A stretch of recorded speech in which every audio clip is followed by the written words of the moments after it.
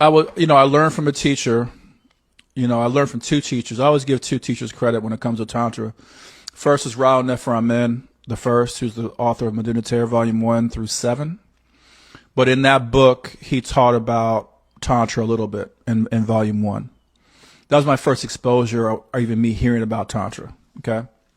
Then me being around him, I saw him use energy work, not in a tantric way, but I saw him use energy work. So he did a healing on Kenya, just like a haphazard thing. Kenya was at a ritual. She was coming off of getting chemotherapy treatments because she was on chemotherapy, and she wasn't feeling well, but she was at the ritual anyway. And he went into possession, and he said, "What's wrong?" She said, "I got a headache. My head hurts." He like waved his hand. He said, "What headache?" And she got up and started dancing. She was fine.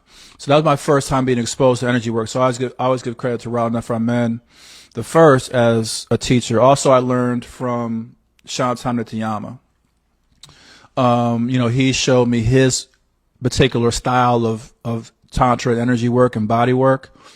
So that those two men provided a foundation for me. And from there, Kenya and I, we were able to really practice those things, practice on each other, and really develop our own practice, which we call I2 Tantra, which I teach at Pantheon in the Mystery School.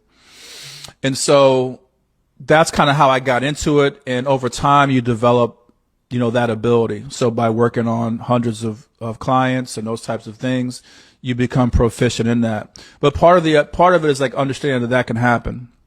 And that's what I'm saying. Like in my book, Finding Male Sexuality, it was me understanding that sex is not pornographic or just physical. It's also energetic. So if I understand as a man and then I begin to break down, well, what is energy? And then I get to understand, okay, well, what is the aura? Oh, the aura is energy, which is also a physical thing, which connects to the body. And if I can manipulate the aura, then I can manipulate the physical body. So it's like getting into the study of these things and the realization of these things. I was eventually able to, cultivate the practice of helping women reach what we call orgasmic plateaus and pleasure and that kind of stuff during her tantra sessions.